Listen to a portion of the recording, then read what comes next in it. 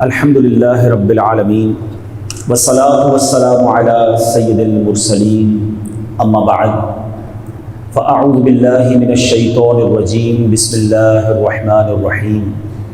پڑھیے الصلاة والسلام علیک یا رسول اللہ وعلی آلک واصحابک یا حبیب اللہ. الصلاة والسلام علیک یا نبی اللہ وعلی آلک واصحابک یا نور اللہ. درود پاک پڑھنے کے بے شمار فضائل و برکات ہیں اور بہت ہی خوبصورت واقعات فضائل درود میں ملتے ہیں. تو آج جو میں نے آپ کو واقعہ سنانا ہے، یہ واقعہ بڑا ہی عجیب و غریب بھی ہے اور بڑا ہی ایمان افروز بھی ہے. یہ واقعہ ابو عبداللہ عبد الرسا رحمۃ اللہ تعالی علیہ نے اپنی کتاب تحفہ میں تحریر کیا، اور اس واقعے کو سعادت الدارین میں بھی تحریر کیا گیا. واقعہ کچھ یوں تھا کہ ایک شخص بڑا نیک تھا، پرہیزگار تھا، مگر غریب بھی تھا، بال بچوں والا تھا. ایک رات جب اس کی آنکھ کھلی تھوڑی دیر نیند کرنے کے بعد تو دیکھا بچے رو رہے ہیں. بچوں کو پوچھا کیا وجہ ہے؟ بچوں نے کہا کہ کھانا نہیں کھایا ہے، بھوکے ہیں، فاقہ ہے. اب وہ نیک شخص ہے، عبادت گزار ہے، مگر بچے فاقے سے ہیں. کیا شاندار تربیت تھی اس کی اور اس کے بچوں کی. اس نے کہا ایسا کرو سب میرے قریب آ جاؤ. بیوی بچوں کو جمع کیا اور کہا چلو مل کر نبی پاک پر درود پڑھتے ہیں. کھانا نہیں ہے، ہاتھ تنگ ہے، سرور کائنات علیہ الصلوۃ والسلام کی بارگاہ میں درود و سلام کا نذرانہ پیش کرتے ہیں. ساری دنیا خواندی ہے خیرات مدینے دی، ہمارا بھی کام ہو ہی جانا ہے. وہ درود پڑھنے لگے. درود پڑھتے پڑھتے اس نیک شخص کی آنکھ لگ گئی. آنکھ تو کیا لگی، آنکھیں بند ہوئی، قسمت جاگ اٹھی.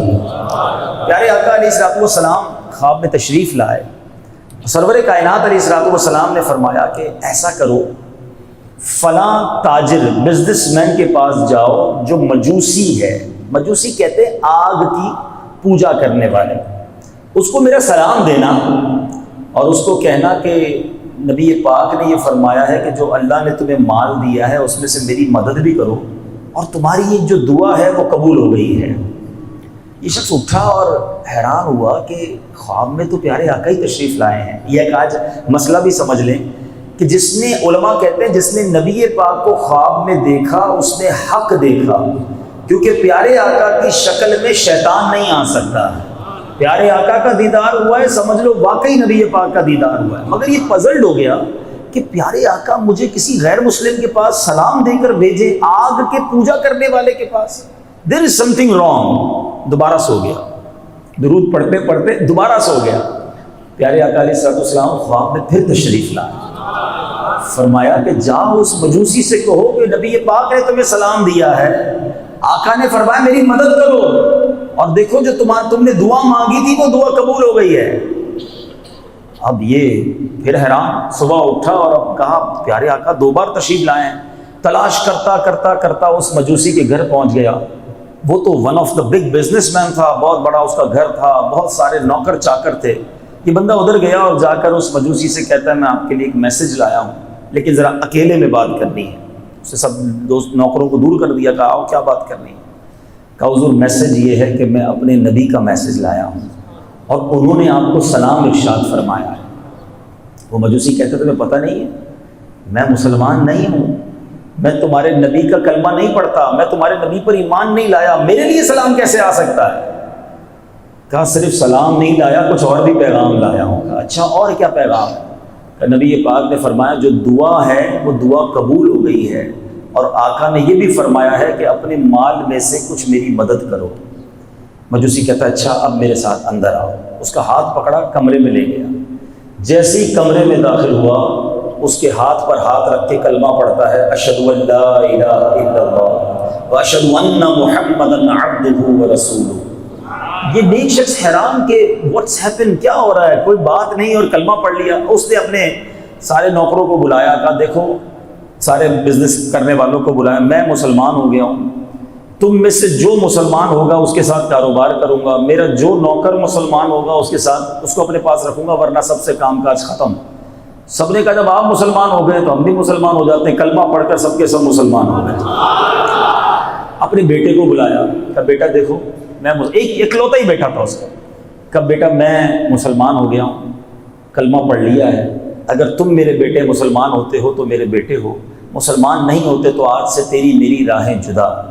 کہتا بابا جان آپ میرے والد ہیں، میرے بڑے ہیں، آپ نے صحیح سمجھا ہوگا، آپ نے کلمہ پڑھ لیا مسلمان ہو گئے، میں بھی کلمہ پڑھ کے مسلمان ہوتا ہوں۔ بیٹا بھی مسلمان، اب اس کی ایک ہی بیٹی تھی، بیٹی کو بلایا، اس کو بھی مسلمان کر دیا۔ وہ جو شخص پیغام لایا تھا وہ شاکت، وہ کہتا ہے پہلے مجھے تو بتاؤ ماجرا کیا ہے، آپ سبھی کلمے پڑھنے شروع ہو گئے ہیں، سب مسلمان ہونے شروع ہو گئے ہیں، what is the reason, secret کیا ہے، راز تو بتا دو۔ کہتا اب بتاتا ہوں راز کیا۔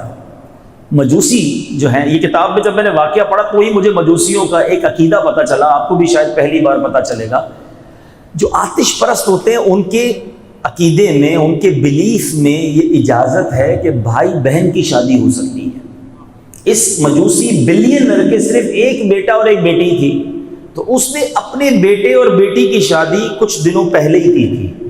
وہ کہتا ہے کہ کچھ دنوں پہلے میں نے اپنے بیٹے اور بیٹی کی شادی کی اور بہت بڑی دعوت کی، ایک ہی بیٹا ایک ہی بیٹی اور ان کی بھی آپس میں شادی، تو پھر تو اس نے کہا مجھے خرچہ ہی ان پہ کرنا تھا، تو بڑی شاندار دعوت، پورے شہر کو بلایا، بڑے کھانے کھلائے۔ رات تھک ہار کر جب میں اپنے گھر سویا تو میرے برابر میں پڑوس میں ایک چھوٹا سا گھر ہے، مجھے وہاں سے رونے کی آواز آئی۔ میں نے کان لگایا کہ کون رو رہا ہے، تو چھوٹی چھوٹی بچیوں کی آواز آئی کہ امی جان ہمارے پڑوسی نے ہمارے ساتھ اچھا نہیں کیا۔ تو ماں نے کہا بیٹا کیا اچھا نہیں کیا؟ کہ دیکھیں امی جان پورے شہر کو بلایا، اتنے مزے مزے کے کھانے بنائے، ہم کئی دنوں سے بھوکے ہیں، ہمیں کھانے کی خوشبو بھی آئی، مگر اس نے نہ ہمیں دعوت دی نہ ہمیں کھانے پر بلایا، اور ہم نبی پاک کی اولاد میں سے ہیں، آل رسول ہیں، مگر ہمارے پڑوسی نے ہمارا خیال نہیں رکھا۔ اور مجوسی کہتا ہے میرے دل میں خیال آیا کہ میں نے سارے شہر کو بلایا، پڑوسیوں کو بھول گیا۔ ٹھیک ہے میں مسلمان نہیں ہوں، مگر مسلمانوں کے نبی کی اولاد میرے برابر میں رہتی ہے، اور ان بچیوں نے رات کا کھانا کئی دنوں سے بلکہ کھانا نہیں کھایا۔ کہتا میں نے جلدی اٹھا، کھانا پیک کیا، جوڑے لیے، کچھ پیسے لیے، اور میں راتوں رات ان کے گھر پہنچ گیا۔ جا کر میں نے وہ سامان پیش کیا تو ماں کہتی ہے بیٹا دیکھو تمہارا پڑوسی کھانا لے کر آیا ہے، مگر وہ بیٹیاں کہتی ہیں امی جان ہم ایک غیر مسلم کے گھر کے کھانا کیسے کھا سکتی ہیں، ہمیں تو یہ کھانا حلال نہیں ہے۔ تو اب ایسا کرتی ہیں کہ اس نے ہم پر احسان کیا ہے، اب ہم اس کے لیے دعا کرتے ہیں۔ وہ مجوسی کہتا ہے ان سید زادیوں نے روتے روتے ہاتھ اٹھائے، اللہ کی بارگاہ میں دعا کی کہ یا اللہ اس شخص کو اسلام کی ہدایت بھی دے دے، اس نے ہمارے ساتھ بھلا کیا ہے، ہمارے نانا جان جناب محمد مصطفیٰ صلی اللہ علیہ وسلم کی شفاعت سے اسے جنت میں داخلہ بھی عطا فرما دے۔ وہ کہتا ہے میں تو کھانا کھلا کر آ گیا، لیکن بچیوں کی دعا میرے کان میں تھی، لیکن آج جو تم سلام لائے ہو اور یہ بھی پیغام لائے ہو کہ دعا قبول ہو گئی ہے، اس کا مطلب میرا وہ صدقہ، میری وہ خیرات، میری وہ مدد قبول کر لی گئی بارگاہ رسالت میں، تمہارے نبی نے میرا نام لے کر سلام بھیجا ہے، اب میں نے اسلام بھی قبول کر لیا ہے، اور مجھے امید ہے جو دوسری دعا مجھے ملی ہے کہ آقا کی شفاعت سے جنت میں داخلہ ہوگا، انشاءاللہ وہ داخلہ بھی میرا ہو جائے گا۔ اب سنو تیسرا پیغام تم یہ لائے تھے کہ میں نے تمہاری مدد کرنی ہے، میں نے اپنے بیٹے اور بیٹی کی شادی جب کی تھی، اب تو یہ مسلمان ہو گئے، دونوں میں جدائی ہو گئی ہے، 50% تو میں نے بچوں کو اپنی جائیداد دے دی، اب بقیہ 50% جو ہے یہ سارا مال میں تمہیں اللہ کی راہ میں خیرات کرتا ہوں۔ تو غریب شخص خوشی خوشی گھر آتا ہے۔ میٹھے اسلامی بھائیوں، یہ واقعہ اگر میں آج کچھ اور بیان نہ بھی کروں نا، صرف اسی واقعے پر میں اگر مدنی پھول دینا شروع کروں کہ کیا کیا لیسن ملتا۔ سب سے پہلا لیسن، شخص غریب تھا، نمازی تھا، عبادت گزار تھا، مگر کیسا غریب تھا کہ بچے رات کو بھوکے سوئے ہوئے ہیں، مگر اس نے کیا کیا، اٹھ کر بچوں کو روتا دیکھ کر کیا خودکشی کے بارے میں سوچا؟ کیا اللہ کی بارگاہ میں کمپلینس کرنا شروع کر دی؟ اے اللہ میں پیچھے رہ گیا، نماز بھی پڑھتا ہوں، روزے بھی رکھتا ہوں، عبادت بھی کرتا ہوں، میرے بچے بھوکے، مجھے تو نے دیا ہی کچھ نہیں۔ آج یہی تو ہوتا ہے نا، کسی کے پاس مال کم ہو، کسی کے پاس روزی روزگار میں کوئی کمی ہو جائے تو شکوے، شکایت، کمپلین۔ کیا مائنڈ سیٹ تھا، بیٹا کھانا نہیں ہے کوئی بات نہیں، آؤ مل کر نبی پاک پر درود بھیجتے ہیں۔ یہ کیا سکھا گیا ہمیں؟ یہ سیکھنے والی بات ہے۔ زبان پر شکوے رنج و الم لایا نہیں کرتے، زبان پر شکوے رنج و الم لایا نہیں کرتے، نبی کے نام لیوا غم سے گھبرایا نہیں کرتے۔ پرابلم کے بغیر زندگی نہیں گزرتی ہے۔ آپ کو لگتا ہے کہ جس کا بڑا بنگلہ ہے، جس کی بڑی گاڑی ہے، وہ بہت سخی ہے، ایسا نہیں ہے۔ اس جہاں میں ہر کوئی دکھی ہے، کسی کے کچھ پرابلمز ہیں، کسی کے کچھ پرابلمز ہیں۔ اصل میں مائنڈ سیٹ لوگوں کا یہ بن گیا ہے کہ جس کے پاس پیسہ ہوگا نا وہ سخی ہو جائے گا، جتنا پیسہ ہوگا اتنے پرابلم سالو ہو جائیں گے۔ اگر ایسا ہوتا نا تو دنیا میں کوئی مالدار دکھی نہ ہوتا۔ آپ کا تجربہ نہیں ہے، ہمارا تجربہ ہے۔ ہم دنیا میں روز لوگوں سے مل رہے ہوتے ہیں، بڑے بڑے گھروں میں جاتے ہیں۔ یقین کریں کبھی کبھی اتنے بڑے گھر میں رہنے والا جب کان میں اپنا پرابلم بتاتا ہے نا تو ہم اللہ کا شکر ادا کرتے ہیں کہ یا اللہ اس سے زیادہ ہمیں سخی بنایا ہے۔ اتنے دکھ ہوتے ہیں، اتنی پریشانیاں ہوتی ہیں، اتنی بیماریاں ہوتی ہیں، کبھی بچوں کے غم ہوتے ہیں، کبھی بے اولادی ہوتی ہے، کبھی نیند نہیں آ رہی ہوتی ہے، کبھی مال چھننے کا خوف ہوتا ہے، کبھی اغوا ہونے کا خوف ہوتا ہے۔ یہ نہ سمجھو کہ سارے سخی ہیں میں دکھی ہوں۔ صحیح بتاؤں، ایک میں آپ کو چیلنج کرنے جا رہا ہوں، جیسی آپ لائف گزار رہے ہیں نا، ایسی لائف گزارنے کے، ایسی زندگی گزارنے کے کروڑوں لوگ خواب دیکھ رہے ہیں۔ جی جناب، ٹھیک ہے آپ بیمار ہیں، ٹھیک ہے آپ غریب ہیں، آپ میں سے کوئی قرضے میں بھی آیا ہوگا، کوئی ایسا بھی ہوگا جو کرائے کے گھر میں رہتا ہوگا، میرا کوئی ایسا بھائی بھی آیا ہوگا جس کے پاس کنوینس نہیں ہوگا اور وہ سوچ رہا ہوگا کہ کیا ہو گیا مولانا صاحب کو، کہہ رہے ہیں میری جیسی زندگی گزارنے کے خواب۔ جی جناب، جو لائف آپ گزار رہے ہیں، آپ جیسی زندگی گزارنے کے خواب کروڑوں لوگ دیکھ رہے ہیں۔ اب میں ثابت کرتا ہوں کیسے۔ آپ اور میں سب چل کر مسجد میں آئے، کئی ایسے ہیں جو چل ہی نہیں سکتے ہیں۔ آپ اور میں یہاں سے واپس اپنے گھر جائیں گے، ٹھیک ہے نا، کئی ایسے ہیں جن کے پاس گھر ہی نہیں ہے۔ آپ اور میں آزاد ہیں، آج بھی لاکھوں مسلمان جیلوں کے اندر ہیں۔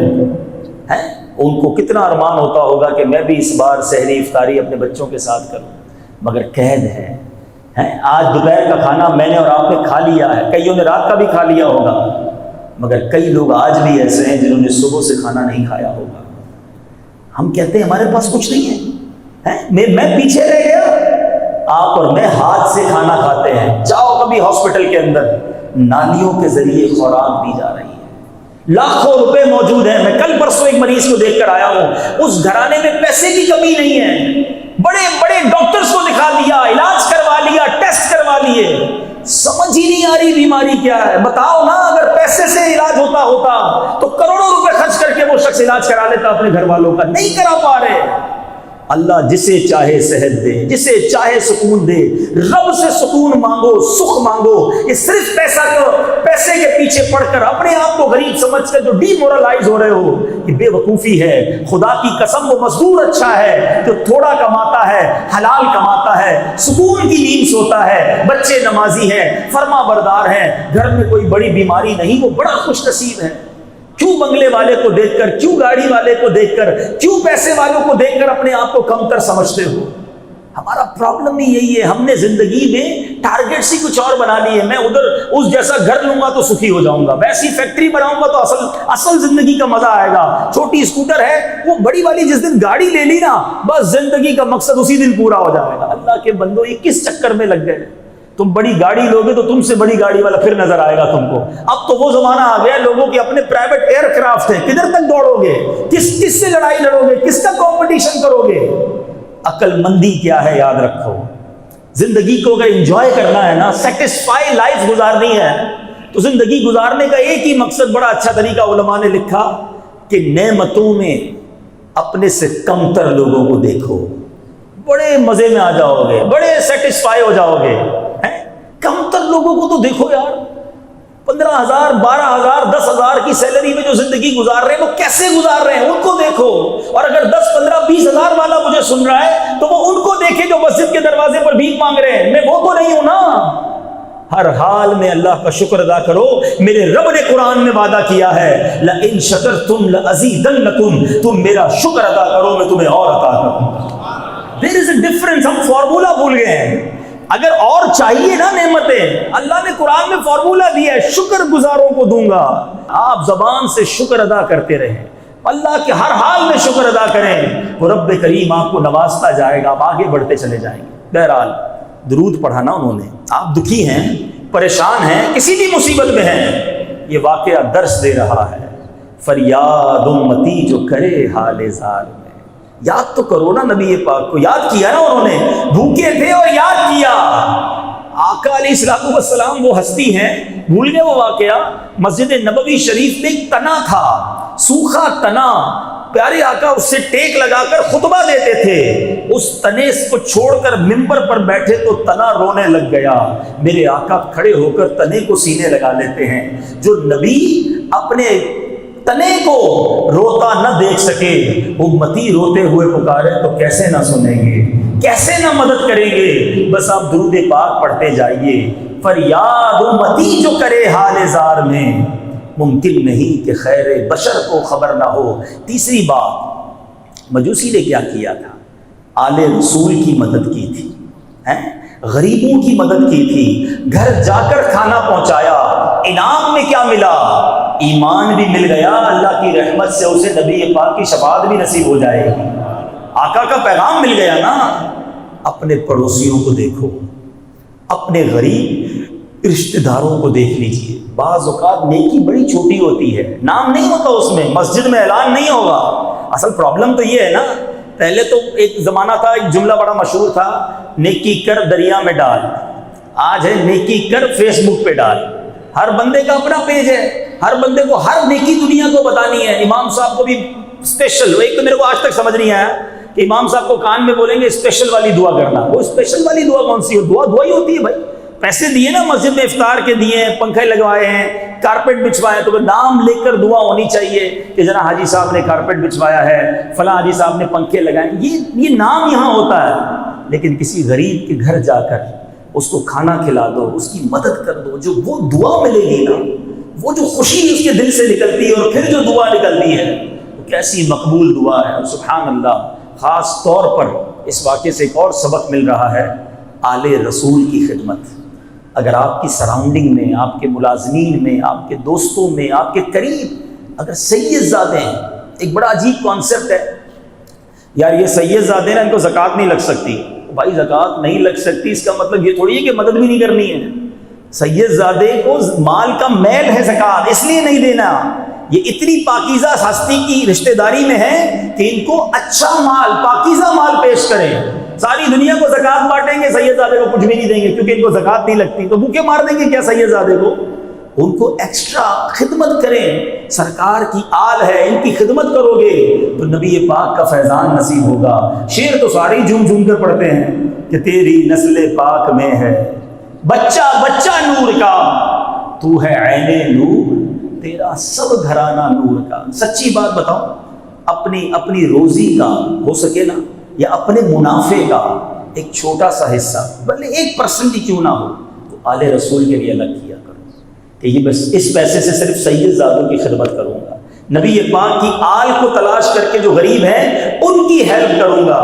آپ سوچو تو صحیح، آپ کن کی خدمت کر رہے ہو، کس نسبت سے کر رہے ہو. جب نبی پاک ملاحظہ فرمائیں گے تو آپ کی جھولی کیسے بھریں گے، آپ کے کام کیسے سیدھے ہو جائیں گے. تو بات ساری اچھی نیت کی ہے. تو بہرحال درود پاک ایک ایسا وظیفہ ہے میٹھے اسلامی بھائیوں، آپ کسی بھی پرابلم میں ہوں گھبرائیں نہیں، درود پاک کو شروع کیجئے اور پڑھتے رہیے. پھر دیکھیں آپ فیل کریں گے آپ کے سامنے سے مشکلیں کیسے حل ہو رہی ہیں، آپ کے پرابلم ٹھیک ہونے لگ جائیں گے، برڈن آپ کا جو ہے وہ ریلیز ہونے لگ جائے گا. اللہ تعالیٰ مجھے اور آپ کو کثرت کے ساتھ درود پاک پڑھنے کی توفیق عطا فرمائے. میٹھے اسلامی بھائیوں، ماشاءاللہ آج کا یہ اجتماع، اس کا ٹاپک اتنا خوبصورت ہے، اس کی جس کو آپ کہیے کہ تمہید اتنی پیاری ہے. استقبال ماہ رمضان، کیا مہینہ ہے رمضان کا، مسلمان اس کے آنے کے لیے ایکسائٹڈ ہیں. عاشقان رمضان انتظار کر رہے ہیں، گھڑیاں گن رہے ہیں. سبحان اللہ. اور یہ بڑا اچھا انداز ہے کہ ماہ رمضان کی آمد کے اجتماع منعقد کیے جائیں تاکہ ریمائنڈر کال ہو جائے. ہمیں یہ پتہ چل جائے کہ کیسے گزارنا ہے رمضان، جو مسٹیکس رمضان میں ہو جاتی ہیں اس سے ہم بچ جائیں۔ سب سے پہلے اس مہینے کی سگنیفیکنس، اس کی اہمیت کا اندازہ کیجئے کہ اللہ تبارک و تعالیٰ نے اس مہینے کے بارے میں قرآن میں کیسا تذکرہ کیا ہے۔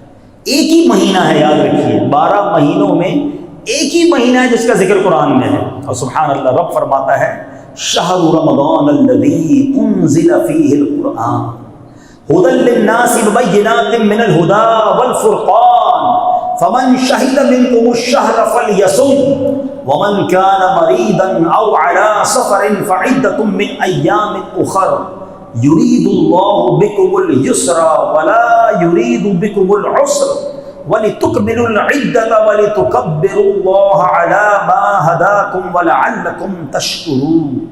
اب ذرا ترجمہ سنیے، رمضان کا مہینہ جس میں قرآن اترا، لوگوں کے لیے ہدایت اور رہنمائی اور فیصلے کی روشن باتیں، تو تم میں جو کوئی یہ مہینہ پائے۔ اب آرڈر، پہلے مہینے کی اہمیت، کیسا مہینہ؟ قرآن کے نزول کا مہینہ، لوگوں کی ہدایت والا مہینہ۔ پھر آگے فرمایا اب تم میں سے کوئی یہ جو مہینہ پائے ضرور اس کے روزے رکھے، اور جو بیمار ہو یا سفر میں ہو اب فلیکسیبلٹی، پہلے آرڈر روزے رکھنے ہیں، اب فلیکسیبلٹی۔ کیا خوبصورت انداز ہے قرآن کا۔ اب بیمار ہو یا سفر میں ہو تو اتنے روزے اور دنوں میں، یعنی بعد میں وہ روزے رکھ لے۔ اللہ عز و جل تم پر آسانی چاہتا ہے اور تم پر دشواری نہیں چاہتا، اور اس لیے کہ تم گنتی پوری کرو اور اللہ عز و جل کی بڑائی بولو، اس پر کہ اس نے تمہیں ہدایت کی اور کہیں تم حق گزار ہو۔ میٹھے اسلامی بھائیوں، اس خوبصورت آیت میں جو میسج ہے رمضان کی اہمیت اور پھر اس کے روزوں کا حکم۔ روزے میرے میٹھے اسلامی بھائیوں وہ عبادت ہے، یہ باطنی، بہت ساری عبادت وہ ہیں جو ہم کرتے ہیں لوگوں کو پتہ چل جاتا ہے، نماز پڑھتے ہیں لوگ دیکھ لیتے ہیں، ٹھیک ہے نا، ہم بہت سارے نیکی کے کام کرتے ہیں لوگوں کو پتہ چل جاتا ہے۔ روزہ وہ عبادت ہے جب تک بندہ نہ بتائے کسی کو پتہ نہیں چلتا، باطنی عبادت ہے، اور اللہ باطنی عبادت کو بہت پسند فرماتا ہے۔ یقیناً اسلام میں فلیکسیبلٹی ہے۔ یہ عجیب بات ہے، آج کل جو دین سے دور ہے وہ عجیب عجیب باتیں کرتے ہیں کہ جناب اسلام میں بڑی سختی ہے۔ اگر میرے ساتھ کوئی بیٹھے تو میں اسے پروف کر دوں کہ the most flexible religion on earth، ساری کائنات میں سب سے زیادہ فلیکسیبلٹی والا اگر کوئی مذہب ہے جس میں آسانیاں ہیں، الحمدللہ وہ ہمارا مذہب اسلام ہے۔ مسافر ہیں تو روزے بعد میں رکھ لیں، بیمار ہیں تو بعد میں رکھ لیں، آپ اگر وضو نہیں کر سکتے تو تیمم کر لیں، کھڑے ہو کے نماز نہیں پڑھ سکتے تو بیٹھ کے پڑھ لیں۔ کدھر سختی ہے؟ بیٹھ کے نہیں پڑھ سکتے لیٹ کے پڑھ لیں، لیٹ کے بھی نہیں پڑھ سکتے اشاروں سے پڑھ لیں۔ عورتوں کے پاکی کے دن نہیں ہے تو نمازیں معاف کر دی گئی، روزے اس کو بعد میں رکھنے کا حکم دے دیا گیا۔ ہر موقع پر اگر آپ مشکل میں ہیں، اسلام نے آپ کے لیے فلیکسیبلٹی دی ہے۔ پیسے ہیں، سال گزرا ہے تو زکوٰۃ ہے، پیسے ہیں، استطاعت ہے تو حج فرض ہے، مال نہیں ہے کوئی حج فرض نہیں ہے، مال نہیں ہے کوئی زکوٰۃ فرض نہیں ہے۔ اسلام کا کون سا حکم ہے جو ہمیں جبری طور پہ کرنے کا حکم دیتا ہے؟ ہمارا مذہب وضو کے لیے جناب زخم لگ گیا، پٹی باندھی ہے، کوئی ضروری نہیں ہے پٹی اتارنے کی، اس کے اوپر تیمم کر لیں۔ سب چیزوں کا علاج اور حل موجود ہے۔ پرابلم کیا ہے؟ لوگ جو دور ہیں دین سے وہ سمجھتے ہیں بڑا مشکل ہے، جو دین کے اندر آتا ہے اس کو پتا چلتا ہے کہ اس سے اچھا تو مذہب ہی کوئی نہیں ہے۔ لوگ کہتے ہیں جناب اسلام انجوائمنٹ کا منع کرتا ہے، اسلام فیملی ٹائم کو منع کرتا ہے، حالانکہ بخاری کی حدیث ہے، جا بجا میرے آقا ارشاد فرماتے ہیں تم میں بہترین وہ ہے جو اپنے گھر والوں کے ساتھ بہترین ہے۔ میرے آقا خود گھر کا سودا سلف لے کے جاتے ہیں، نبی پاک بچوں کے ساتھ کھیلتے بھی تھے، بچوں کو پیار بھی کرتے تھے، اپنی ازواج کے ساتھ بھی محبت کا برتاؤ کرتے۔ پہلے دل سے اسلام اگر کوئی قبول کر لے اور اس کی تعلیمات کو پڑھتا چلا جائے تو میں تو یہ سمجھتا ہوں کہ بندہ اگر صحیح طریقے سے پریکٹسنگ مسلم بن جائے، اس کی فیملی لائف بھی زبردست ہو جاتی ہے، اس کی بزنس لائف بھی زبردست ہو جاتی ہے، اس کی سوشل لائف بھی بڑی اعلیٰ ہو جاتی ہے۔ تو بہرحال یہ بات ضرور ہے کہ بیمار کو روزوں کی چھوڑنے کی اجازت ہے، لیکن اب ایک بڑا عجیب سا فینومنا، ایک عجیب سی پرابلم یہ شروع ہو گئی ہے۔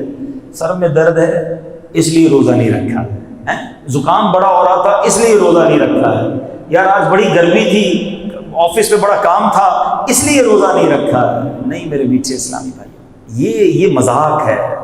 اللہ کی طرف سے جو فرض کیا گیا ہمارے، پہلے سمجھو روزہ کیا ہے۔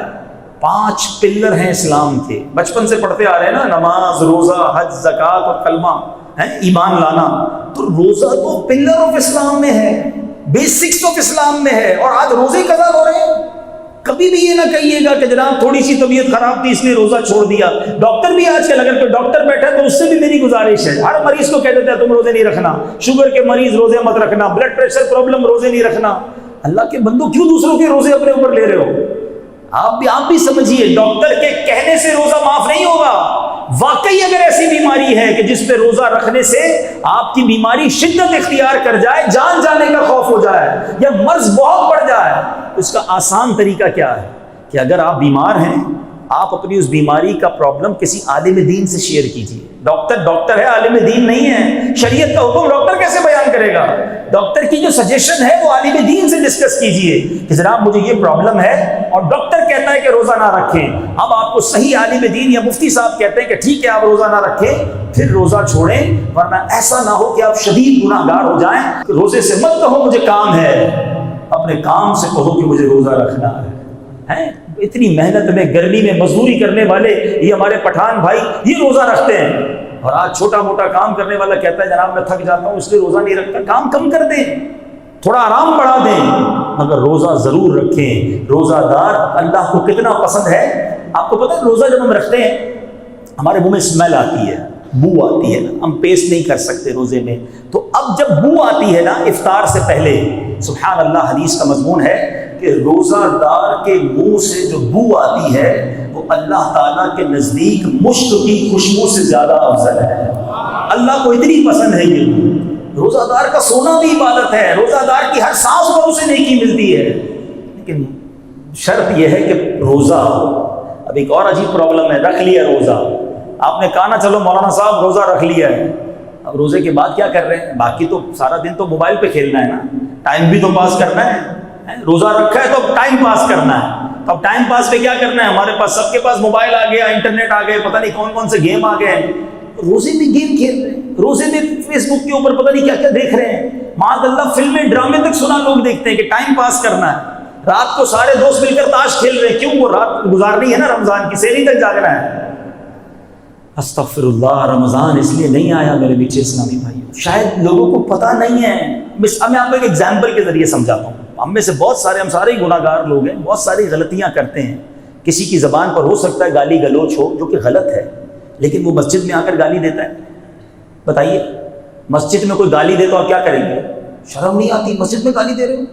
اسی طرح کوئی شخص باہر گانے باجے سنتا ہے، غلط ہے، لیکن مسجد میں آ کے ہیڈ فون لگا کے کوئی گانے سننا شروع کر دے، آپ کیا کہیں گے؟ اللہ کے گھر میں حرام شدت ہے نا، گناہ زیادہ خطرناک ہو جاتا ہے اللہ کے گھر میں. بالکل اسی طرح اور مہینوں کے گناہ اپنی جگہ، رمضان کا گناہ بہت زیادہ شدید عذاب لاتا ہے. سمجھو اس بات کو. رمضان نارمل مہینہ نہیں ہے، شیطان کو بند کر دیا گیا ہے نا. جو ہمیں برگلاتا ہے، جو ہمیں بہکاتا ہے وہ قید ہے. اور بندہ رمضان میں بھی گناہ کر رہا ہے، رمضان میں بھی فلمیں، رمضان میں بھی ڈرامے، رمضان میں بھی میوزک، رمضان میں بھی بے حیائی، رمضان میں بھی جھوٹ، رمضان میں بھی گالی، رمضان میں بھی جھگڑا. ابھی تو پلاننگ ہو رہی ہوگی نا کہ رات کو کون سی گلی میں نائٹ ٹورنامنٹ ہونا ہے. استغفر اللہ. یہ رمضان اس لیے آیا ہے کہ ہم رمضان کی راتیں سمجھو. رمضان کی راتوں میں رحمت کا ندا دینے والا فرشتہ ندا دیتا ہے کوئی مانگنے والا کہ اس کی مراد پوری کی جائے، ہے کوئی توبہ کرنے والا کہ اس کی توبہ قبول کی جائے، ہے کوئی سوالی کہ اس کا سوال پورا کیا جائے. سنو حدیث پاک میں میرے آقا فرماتے جس کا مضمون ہے جب رمضان کی پہلی رات آتی ہے اللہ تعالیٰ زمین والوں پر نظر رحمت فرماتا ہے، اور جن پر نظر رحمت فرمائے گا ان کو کبھی بھی عذاب نہیں دے گا. سچ بتاؤ ہمارا حال کیا ہونا چاہیے تھا؟ سارا سال گناہ کیے ہیں، اب تو جولی پھیلائے، دامن پھیلائے حاضر ہو جانا تھا. اے اللہ گناہگار آیا ہے، بدکار آیا ہے، رمضان کی پہلی رات ہے، اے اللہ تو رحمت کی نگاہ فرمائے گا، ہمیں محروم نہ کیجیے. ہم گناہگاروں پر بھی اپنی رحمت کی نگاہ فرما. روزانہ افطار کے وقت حدیث پاک کے مضمون کے مطابق 10 لاکھ گناہگار جہنم سے آزاد کیے جائیں گے. ذرا بتاؤ تو صحیح, 1 ملین گناہگار بخشے جا رہے ہیں. افطار کے وقت میرا ایٹیٹیوڈ کیا ہونا چاہیے تھا؟ سارے گھر والے دسترخوان پر بیٹھتے, ہاتھ اٹھتا, آنسو بہتے کہ اے اللہ آج بھی 10 لاکھ بخشے جائیں گے. مالک آج بخشے جانے والوں میں میرا نام لکھ دے, میرے ان بچوں کا نام بھی لکھ دے, میرے ماں باپ کا نام بھی لکھ دے, ہمیں محروم نہ کیجیے. مگر ہمارا افطار میں تو افراتفری ہوتی ہے.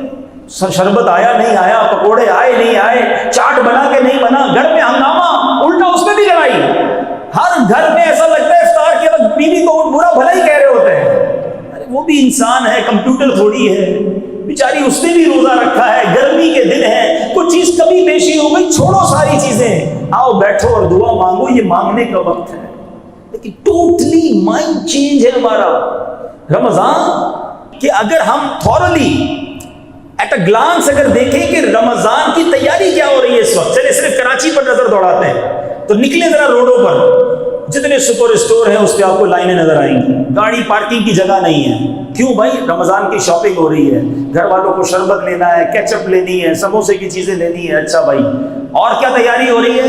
جتنے ریسٹورنٹ ہیں ان کے بعد بورڈ لگنا شروع ہو گئے ہوں گے, سحری آفر, افطاری آفر, رات کو دیر سے مڈ نائٹ آفر. اچھا جناب, اور آگے جائیں تو نوجوان کی ٹیمیں بنی ہوئی ہوں گی کہ بھائی کرکٹ ٹورنامنٹ کدھر ہونے والا, یہ پلاننگ ہو رہی ہے. مجھے بتاؤ تو صحیح کہ یہ رمضان کا فوڈ فیسٹیول ہے, ہم رمضان کو سمجھ کیا رہے ہیں؟ اچھا, کئی ہمارے دکاندار بھائی بیٹھے ہوں گے جنہوں نے یہ معلوم کرنا شروع کر دیا ہوگا 4-5 روزہ تراویح کدھر ہے. 5 دن میں تراویح پوری کریں گے, پھر تو مارکیٹ ساری رات کھولنی ہے, پھر دکانیں کھولنی ہیں. باقی فیملی سے پوچھو آپ کا کیا پلان ہے, ان کا کہنا یہ 10-15 روزے کے بعد روزانہ رات کو شاپنگ سینٹر جانا ہے, عید کی تیاری کرنی ہے. یہ پوری تیاری میں تلاوت کہاں ہے, عبادت کہاں ہے؟ فلاں اسکیم, افطاری اسکیم, تلاوت اسکیم کدھر ہے؟ کس نے پوچھا کہ بھائی رات کون سی جگہ ہے جہاں میں بیٹھ کر دعائیں مانگ سکوں, میں کچھ تلاوت قرآن, کچھ قرآن سمجھ سکوں؟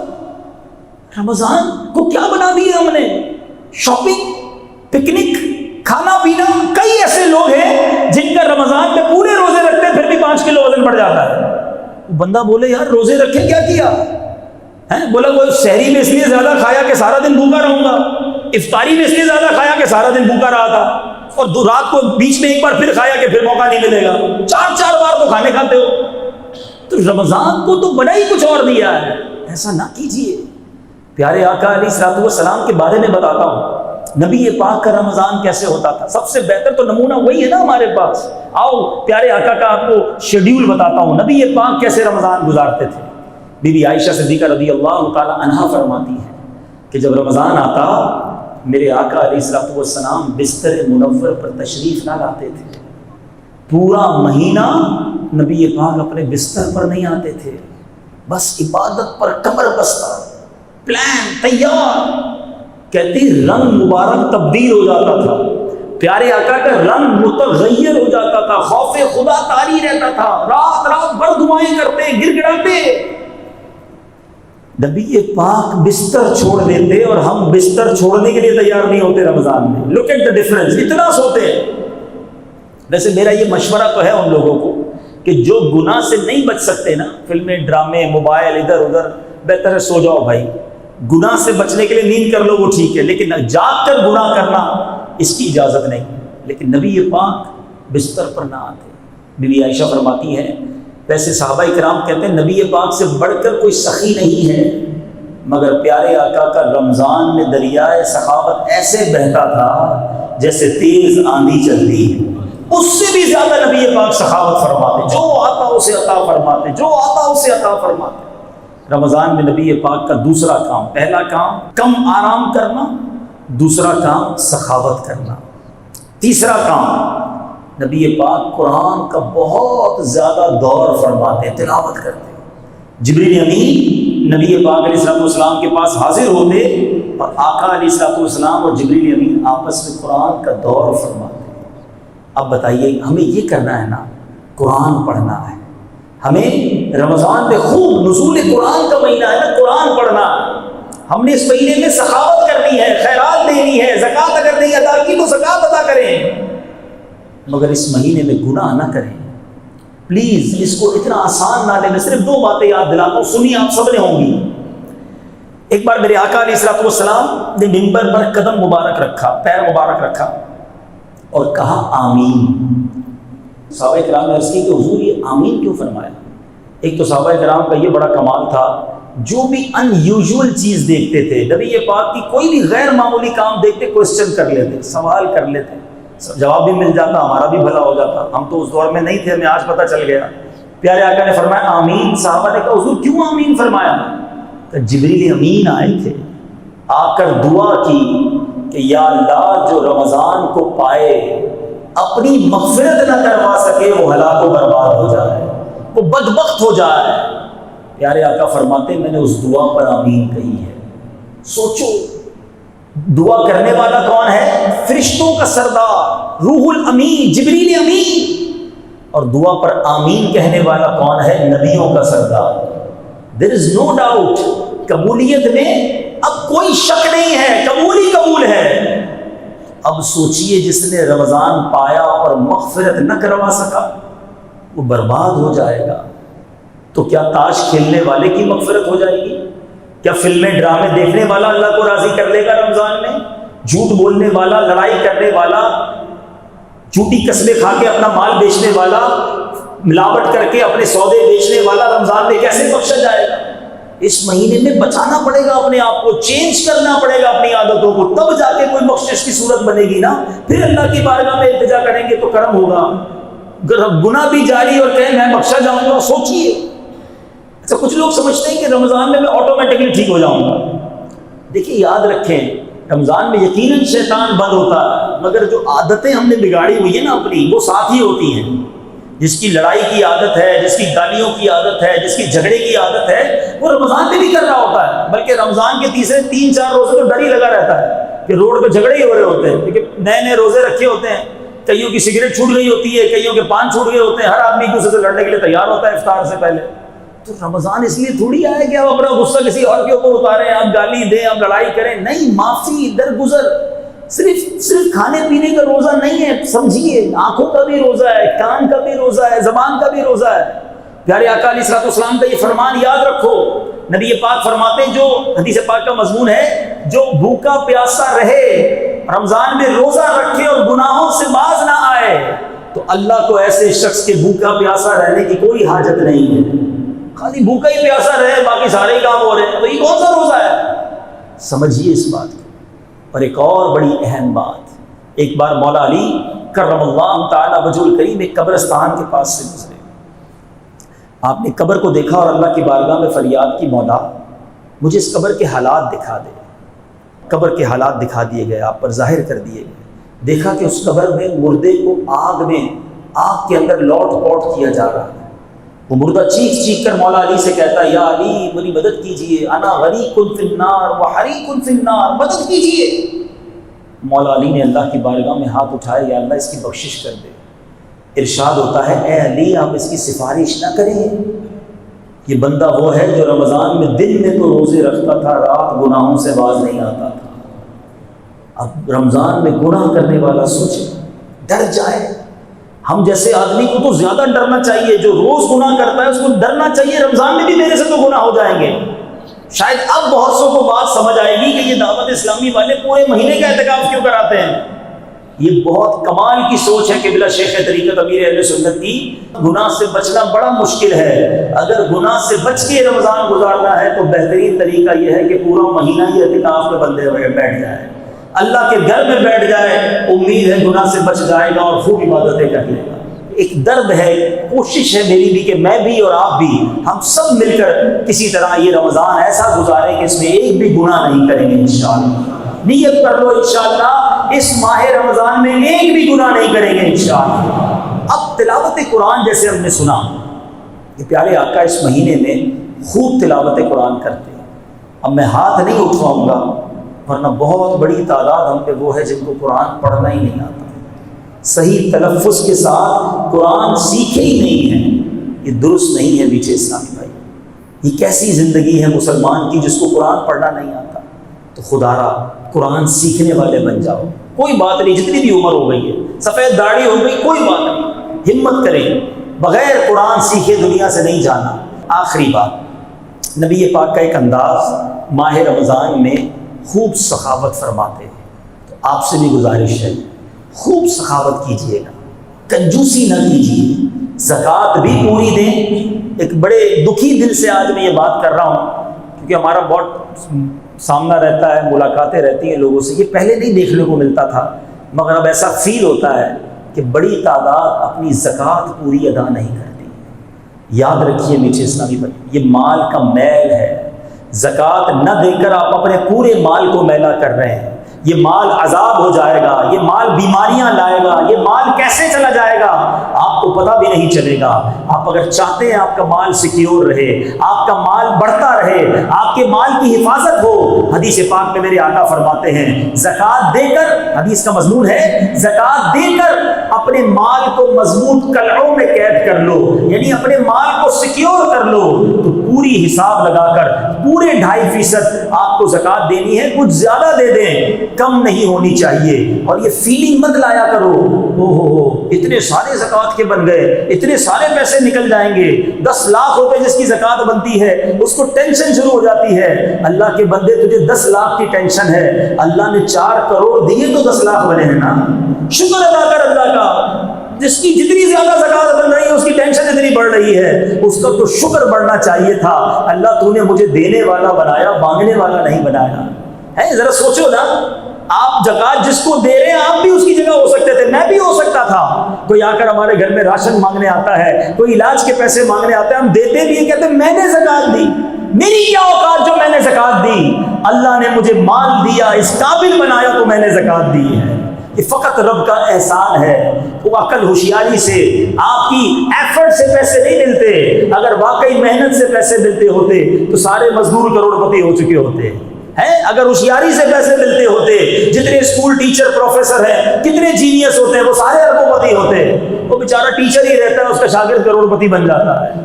اللہ جسے چاہتا ہے عطا فرماتا ہے، جس کو دیا ہے وہ شکر گزار بن جائے، زکوٰۃ کو بوجھ نہ سمجھے۔ قارون کا سارا خزانہ جو غرق ہوا تھا اس کی وجہ یہی تھی کہ اس کے پاس اربوں خربوں بلکہ اس سے بھی زیادہ تھے، مگر جب اس کو حضرت موسیٰ نے زکوٰۃ کا حکم دیا، اس نے زکوٰۃ کا حساب بنایا، اس کی زکوٰۃ بھی کروڑوں اربوں میں بن رہی تھی، اس کا دل بیٹھ گیا اتنے سارے پیسے کیسے دوں، اللہ نے اسے بھی غرق کر دیا، اس کے مال کو بھی غرق کر دیا۔ زکوٰۃ کو بوجھ نہ سمجھنا۔ اگر کوئی میرا ایسا بھائی بیٹھا ہے جو پوری زکوٰۃ نہیں دیتے، پچھلی زکوٰۃ کا بھی حساب کرنا ہوگا، آپ اللہ کی قسم زکوٰۃ نکال کر دیکھیں، اگلے سال آپ میرے سامنے آ جائیے گا، اللہ نے آپ کی زکوٰۃ میں اور اضافہ کر دیا ہوگا، مال بڑھ گیا ہوگا نا، زکوٰۃ بھی بڑھ جاتی ہے۔ زکوٰۃ دینے میں بخل نہ کریں۔ اب یہ مائنڈ سیٹ بنتا ہے کہ یار اتنے سارے پیسے تو ابھی تو نکل جائیں گے نا اکاؤنٹ سے۔ اس کو میں ایک مثال سے سمجھاتا ہوں۔ کسی شخص کا کھیت ہو اور ایک بندہ 4 بوری بیج لے کر جائے، سیڈز، اور اس پورے کھیت میں 4 بوری ڈال کر واپس آ جائے، تو کوئی بے وقوفی ہوگا جو کہے گا یار 4 بوری تو چلی گئی تیری، ضائع ہو گئی۔ عقل مند آدمی کیا کہے گا، یہ 4 بوری ڈال کر آیا ہے، تھوڑے دنوں میں کئی ٹرک بھر کر واپس آئے گا۔ بیج ڈالے ہیں نا، فصل اگے گی نا۔ زکوٰۃ کا معاملہ ایسا ہی ہے، تھوڑے دنوں کے لیے جا رہے ہیں، یہ جس کے جتنے بڑھ رہے جانے دو، یہ جا نہیں رہے، یہ لانے کے لیے جا رہے ہیں، یہ ملٹی پلائی ہو کر آنے ہیں۔ اور یہ بات میں نہیں کہہ رہا، میرے آقا علیہ الصلوۃ والسلام کا ہر حکم حق ہے، مگر اس حدیث میں نبی پاک نے علماء بیٹھے ہیں، پوچھو ان سے، آقا نے قسم اٹھائی، میں قسم کھا کر کہتا ہوں صدقہ دینے سے مال کم نہیں ہوگا، اور یہ حق ہے، آپ بانٹو اللہ اور دے گا، دل بڑا کر لو، ٹھیک ہے۔ اب بات کرتے ہیں دینا کس کو ہے۔ آپ کی زکوٰۃ، آپ کے صدقات، آپ کی خیرات کا سب سے پہلا حق وہ آپ کے اپنے غریب رشتہ داروں کا ہے۔ تلاش کیجیے، چیک کیجیے، شرمندہ ہو کر وہ کہتا نہیں ہے آپ کو۔ آپ کا رشتہ دار بعض اوقات اپنا کزن ہی بیچارہ قصبہ پرسی کی حالت میں ہوتا ہے۔ ہاں یہ ضرور ہے، اگر وہ زکوٰۃ کا مستحق نہیں اور پھر بھی غریب ہے تو آپ اس کو نفلی صدقے سے مدد کریں، مگر سب سے پہلے اپنے غریب رشتہ داروں کا خیال رکھیں، کیونکہ حدیث پاک کا مضمون ہے اللہ تعالیٰ بروز قیامت ان لوگوں پر نگاہ رحمت نہیں فرمائے گا جو غیروں کو بانٹتے رہے ان کے اپنے پریشان۔ ہم دوسروں کو بانٹ رہے ہوتے ہیں، اپنے پریشان ہوتے ہیں، اپنوں کو پہلے دیں، ٹھیک ہے، اس کے بعد اپنے غریب پڑوسیوں کو دیکھ لیں۔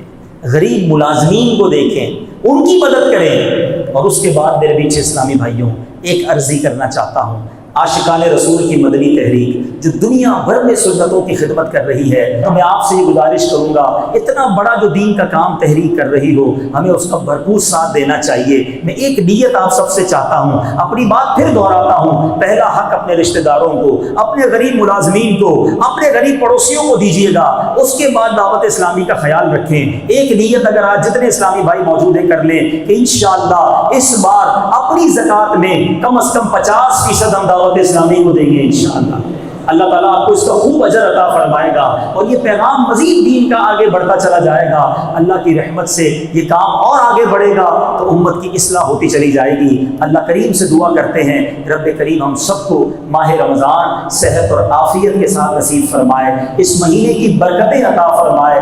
اللہ کریم ہم سب کو اس مہینے میں خوب تلاوت قرآن کرنا نصیب فرمائے، اور اپنی راہ میں دل کھول کر خرچ کرنا نصیب فرمائے۔ ایک بات پھر یاد دلا دیتا ہوں، رمضان میں کوئی گناہ نہیں کریں گے۔ ہاں، جب بھی موبائل اٹھانا نا تو سوچ لینا، خریدا بھی میں نے ہے، پیسے بھی میرے ہی لگے ہوئے ہیں، انٹرنیٹ کے پیسے بھی میں ہی دے رہا ہوں، اور یہی میرا موبائل مجھے جہنم میں تو نہیں لے جا رہا۔ نہیں چاہیے ایسا موبائل، نہیں چاہیے ایسی کوئی ڈیوائس جو میری ساری روحانیت کا بیڑا غرق کر دے۔ تو رمضان میں کوئی گناہ نہیں کریں گے۔ اللہ تعالیٰ عمل کرنے کی توفیق عطا فرمائے۔ الحمدللہ رب العالمین، والصلاة والسلام علی سید المرسلین، یا ارحم الراحمین یا ارحم الراحمین یا ارحم الراحمین، یا ربنا یا ربنا یا ربنا یا ربنا یا ربنا، یا اللہ یا رحمان یا رحیم، یا اللہ یا رحمان یا رحیم، یا اللہ یا رحمان یا رحیم۔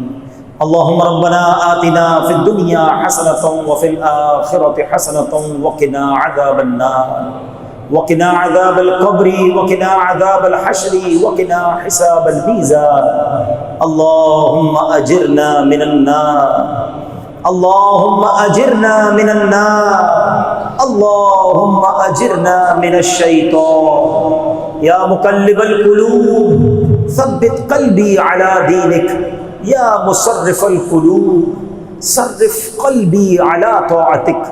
اللہم بلغنا رمضان بصحت و عافیہ۔